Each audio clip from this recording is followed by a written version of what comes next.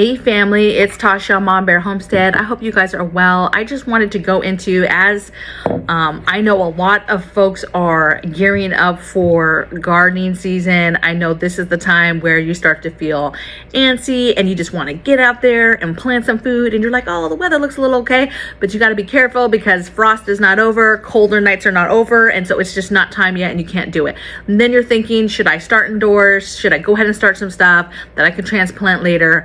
And there's just a lot of excitement. Well, what I wanted to do today was go over my excitement and my must-have crops that I think, and for me it's a little different, you guys, because we're starting this homestead, but my background is in emergency preparedness and stockpiling food and ensuring that we have done everything as a family to get ready in all aspects, and growing food is one of those ways. And so I wanted to speak on some of my favorite foods, my favorite crops, and a lot of it is, some of it is very filling foods, right? So when you think about survival, victory type garden, being able to have something that you can supplement, I think about these foods, right? And I just thought about another one that is just like a must have. So that brings my list to 14. So 14 crops must have. Also, a lot of this stuff is flavoring type agents, meaning anything that you're cooking with it, it's gonna bring a dynamic of flavor. A lot of this stuff is medicinal and has medicinal properties for healing, right? When you're sick, when different things are going on with your body. And so it's just great to make sure that you're introducing a lot of this stuff on a regular basis with our diets, okay? So here's my 14 go-tos. Let's get into it. My number one is potatoes. First of all, I love potatoes. Love them, love them, love them. Have them stockpiled in all different ways. And I have started last year of trying to perfect the way that I grow potatoes, how many I can grow, how much of a product I can make, how big they are. And so that is an ongoing thing that I'm learning to do. But potatoes will always be something that is at the very top of the list, one of the most important things that we will always constantly be trying to grow no matter where we live. Next thing is sweet potatoes or yams. Again, super good food, superfood, if you will. Absolutely love it. Again, to me, it's like a potato. Very easy to put in soups and stews. Very filling. Very good for you. Just love it. Next thing I have is corn.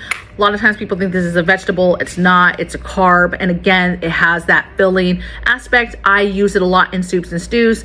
Even if I have other vegetables that I have introduced into the soup or stew, corn is put in there as just another way of making it spread, making a small pot of something spread to a bigger meal to feed more people and just fill in those bellies.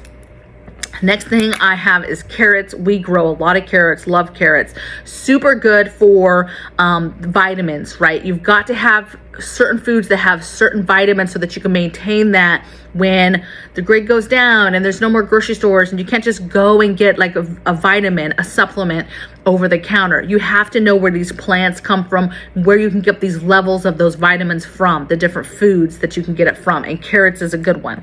Next thing I have is beans. Any kind of beans. This can be pole beans, this can be beans like hard beans, right, that you would, it gets all crispy, and you know, you get your black beans, for example. We love black beans. I did an experiment with growing a whole bag of store-bought black beans this last growing season. I just, for, you know, S and giggles, I just wanted to see, right? And they grew and I loved it. So any kind of beans that you can grow in your area is beneficial. Next thing I have is tomatoes. Tomatoes to me is, so I mentioned this on my other channel the other day on Mama Bear Prepping. I can't stand tomatoes. Like, I hate tomatoes in the sense of slice a fresh tomato and put it on a burger or put it on a sandwich or something like that. I do not like fresh tomatoes like that. Now, I could take a can of tomatoes and put it into a soup or put it into a stew or put it into some, even fresh tomatoes a little bit. If there's a little bit in like guac, fresh guac, I can kind of do that, right? But I absolutely get tomatoes in my diet because I like it in everything. All the products that you can make from tomatoes, I love, right? Marinara sauces, spaghetti sauces, ketchup, salsas, whatever it is that you can make from tomatoes, I love. Okay, so we grow tomatoes. We grow a lot of tomatoes. And if you're starting to grow food now, whether it's on a homestead, whether it's in your backyard, wherever it is, tomatoes are super, super easy to grow, both indoors and outdoors, right? So once you get it going, they're going to produce like crazy. I actually had way more tomatoes here in the Pacific Northwest than I had when I lived in Southern California, which people would boast, oh, the sun. They loved it way better up here. I grew so many tomatoes up here, okay, this last year. I have so many, actually have so many tomatoes. First of all, we processed a bunch already with a bunch of salsa, and because I had tomatillos and all this stuff, and I still have gallon upon gallon upon gallon upon gallon of gallon bags of tomatoes still in the freezer that I have to pull out and make something with. So next thing I have is beets. Now, beets are on my list because, again, I don't personally care for beets, but beets are on mine because I think of preparedness, I think of medicinal properties, I think of anybody who has hypertension and high blood pressure. Beets is a very, very good food for lowering blood pressure. And so therefore we have beets, we grow beets. You know, I dehydrate beets, I make beet powder, I buy beet powder. Just beets are a huge thing. We make beet chips, right? In the oven. Now those are good. I mean, if you want me to eat beets, beet chips, I'll eat those. But beets for my family is super important. And I think that it's an important food because if you can eat it, it's a superfood and it's a very good food. And there's a lot of people that deal with hypertension and high blood pressure. And so it is like, if you talk about the end times and making sure you have your hands on different things and have the ability to get certain things, beets is one of those things that I think just will be very beneficial. If not for yourself, for bartering and trading options. Next thing I have is lemons. Now, I know some people are like, you can't grow lemons. Okay, listen, where you live at, if there's a certain kind of citrus or something like that, lemon tree, lime tree, something like that, just Google for your zone, what is the type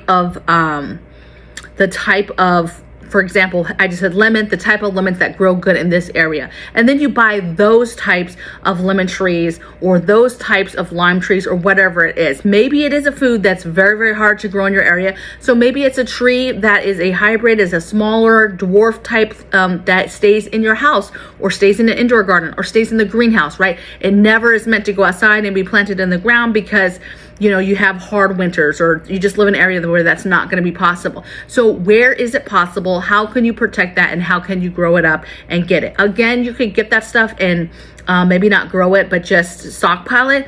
But I think that you should try. I don't think that you should just take it where, well, lemon trees don't grow here. Okay, maybe they don't, but how can I grow indoors with a heated environment? Can I grow it in the greenhouse?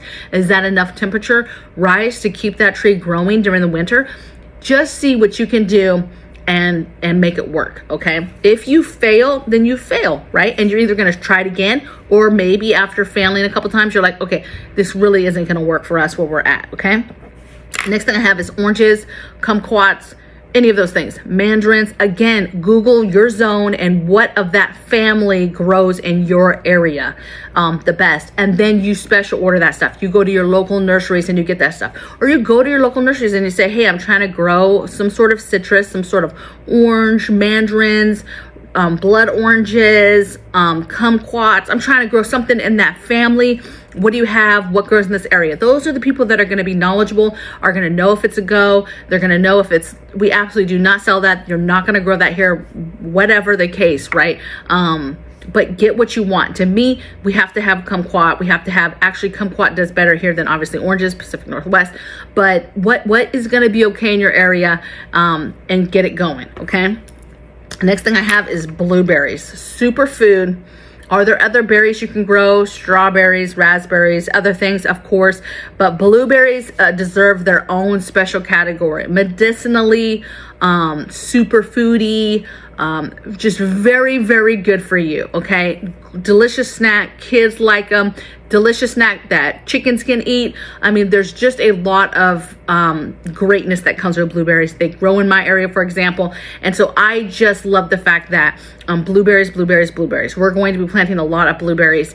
And I have one plant right now, but I plan to grow about 30. So I'm not playing when it comes to blueberries. Super excited, super good. My family eats them almost daily. So it's very important for me and my family to grow blueberries. Next thing I have is onions. Again, medicinally, just making things like fire cider and different things, right? Very good for infusing in oils and different things for cooking and just cooking in general with onions, making salsas. It's just a huge food enhancer that I just think almost if you had nothing else that was going to be your extra thing. Onions is just really changes the dish. It's very delicious. It's something that could be cooked down to where people don't even notice it's in there, as in a soup, a stew, fried potatoes, whatever it is. And medicinally, it's so good for all types of different remedies and tinctures and different things, okay, and different tincture recipes, right? Love it, love it. All types of onions, absolutely a must. Next thing is garlic. I almost feel equally about garlic than I do onions. If I had to choose one or the other, I would choose garlic. A health heart, garlic is just good. We literally cook, if I'm cooking, garlic is in it. Like almost every single meal has some garlic in it somewhere, okay?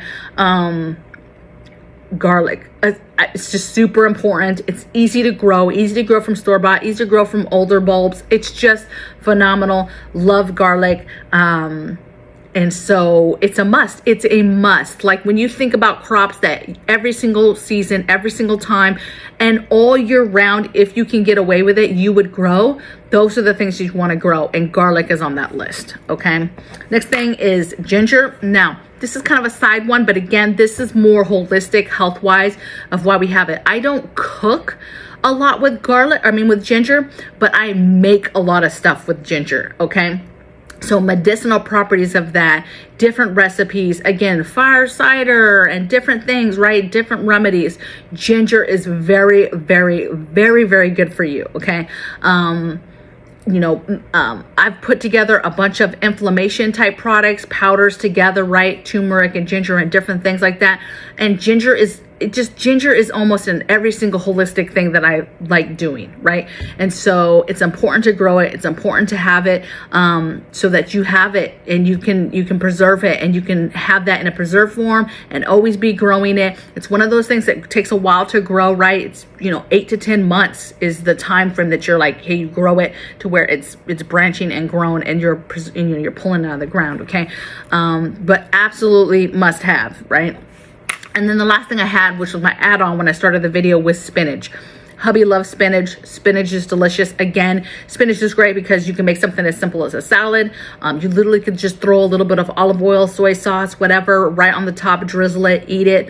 You can put it on a sandwich. You can throw it into soups and stews. Spinach is just very good. Again, we talk about vitamins and the vitamins that are built into these foods. And so certain foods are important and can be used in so many ways. Again, we preserve it. We have it in a frozen way. We have it in a dehydrated way. We have it in a dehydrated / blended way, right?